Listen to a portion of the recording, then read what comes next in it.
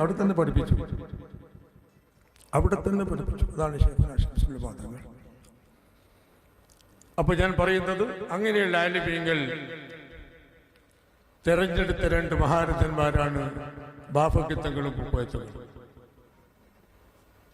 അപ്പോൾ കുറേ കാലം കഴിഞ്ഞ് നമ്മളെ എല്ലാ മുന്നേറ്റവും കഴിഞ്ഞു.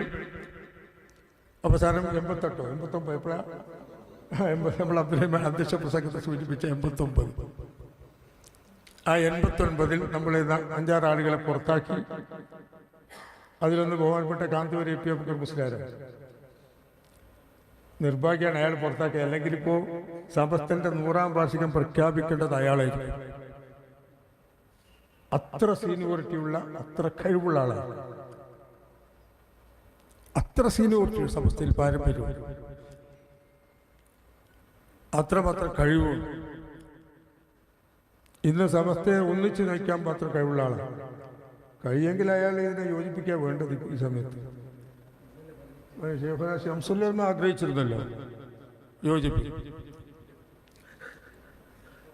ശംസുൽ ഉലമ ആഗ്രഹിച്ചിരുന്നു. ഞാൻ ചന്ദ്രികയിൽ എഴുതിയിട്ടില്ലേ? ശൈഖുനാ വഫാത്തിന് ശേഷം കാന്തപുരത്തിൻ്റെ പുസ്തകത്തിലുണ്ട്, കാന്തപുരം എഴുതിയിട്ടുണ്ട്. ശൈഖുന അവസാന കാലത്ത് ഐക്യം ആഗ്രഹിച്ചിരുന്നു എന്ന് എന്നോട് പറഞ്ഞിട്ടുണ്ട്. ഈ കാര്യം ശൈഖുനയുടെ വഫാത്തിന് ശേഷം ചന്ദ്രയിൽ അബ്ദുറഹ്മാൻ കല്ലായി എഴുതിയിട്ടുണ്ട് എന്ന് കാന്തപുരത്തിൻ്റെ പുസ്തകത്തിൽ, അയാൾ സ്വയം ജീവചരിത്രം എഴുതിയിട്ടില്ല, ആ പുസ്തകത്തിൽ. അപ്പോൾ ഞാൻ പറയുന്നു, ഇപ്പം ജാതിയൊക്കെ നടത്തിയല്ലോ, 2 ജാഥ കഴിഞ്ഞു. അയാളെ ജാതി മോശമൊന്നല്ല, ഗംഭീര ജാതിയാണ് നടത്തിയത്. നമ്മൾ സമ്മതിക്കണം അല്ലേ? തിരുവനന്തപുരത്തേക്ക് എന്താ ജനക്കൂട്ടം, അസൂയ തോന്നും കണ്ടാൽ.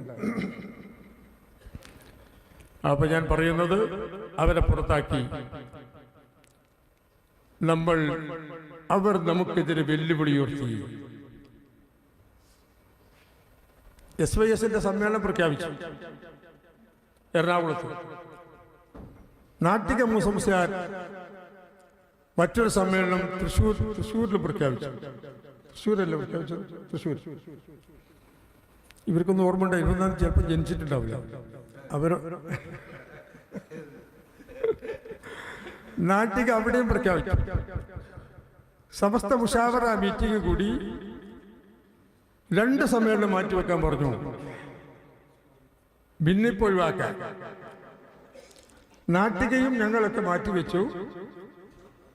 പക്ഷേ ബഹുമാന്യ കാന്തപുരം മാറ്റിവെച്ചില്ല. എറണാകുളത്തെ സമ്മേളനം തീരുമാനിച്ചു. തകൃതിയായി ഒരിക്കൽ നടക്കുക. ഇവിടുന്നൊക്കെ എത്ര വാഹനമാണ് അങ്ങോട്ട് ബുക്ക് ചെയ്തത് നമ്മുടെ ഉമറാക്കൾ എറണാകുളത്തേക്ക്?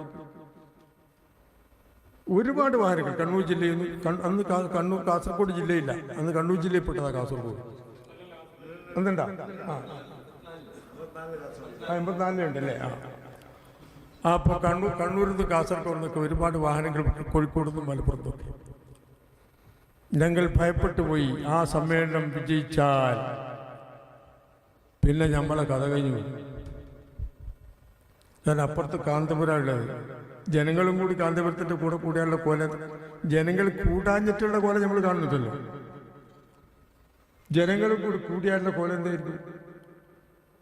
ഞാനും ലീഗ് തലേക്കേര് കുറച്ചാളുടെ എൻ്റെ മാതിരി ലീഗ് തടിമക്കൂടിയ, എല്ലാവരും ലീഗ് കൂടെ, ഞാൻ ചില ലീഗ് തടിമക്കൂടെ ചില കൂട്ടുണ്ടാവും, ഇങ്ങോട്ട് കൂടിയ.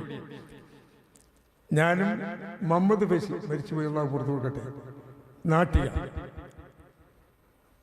ഞങ്ങൾ പാർട്ടിയുടെ സമ്മതത്തോടെ മുഹമ്മദ് ഫൈസിയുടെ തിരൂർക്കാട്ട് വീട്ടിലിരുന്നു സമസ്തയെ യോജിപ്പിക്കണമെന്ന് ആലോചിച്ചു. ഒരാളിപ്പോൾ ജീവിച്ചിരിപ്പുണ്ട് ആ മീറ്റിംഗ് പങ്കെടുത്ത്, പയ്യന്നൂരിലെ പെരുമ്പയിൽ SK അംസാജ്. പിന്നെ വേറെ ആരും കൂടി ഉണ്ട്, അത് എനിക്ക് ഓർമ്മ കിട്ടുന്നില്ല. ഒരാൾ കൂടിയുണ്ട്, ചിലപ്പോൾ ഈ സാഹസിലുണ്ടോയെന്ന് അറിയില്ല. എന്നോട് ഈയിടെ പെട്ടെന്ന് കണ്ടു പറഞ്ഞു, അന്ന് ഞാനും ഉണ്ടായിരുന്നു അംസാജിക്കാൻ്റെ കൂടെ. അപ്പം ഞങ്ങൾ ശൈഖുനാ ശംസുൽ ഉലമയെ കാണാൻ എന്നെ ചുമതലപ്പെടുത്തി, പാണക്കാട്ട് തങ്ങളെ കാണാൻ മുഹമ്മദ് ഫൈസിയെ ചുമതലപ്പെടുത്തി, മാനുസ്താദിനെ കാണാൻ നാട്ടികനെയും ചുമതലപ്പെടുത്തി. ഞങ്ങളങ്ങനെ പിരിഞ്ഞു. ഷേഖുനായി ഞാൻ കണ്ടു, യോജിപ്പിനെ പറ്റി സംസാരിച്ചു.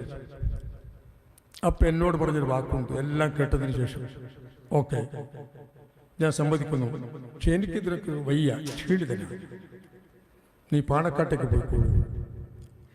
അവരെ ഒഴിച്ചു നിർത്തി ഒരു ചർച്ചയും വേണ്ട, അവരെ ഒഴിച്ചു നിർത്തി ഒരു ചർച്ചയും. ആ പറഞ്ഞൊരു വാക്കിന് അടിവരയാണ്. എത്ര വർഷം മുമ്പാണ് ഇത് പറയുന്നത്? 10-35 വർഷം മുമ്പ്. പാണക്കാട്ട് സാദാത്തുകളെ ഒഴിച്ചു നിർത്തി ഒരു ചർച്ചയും വേണ്ട, അവർ തീരുമാനിക്കട്ടെ.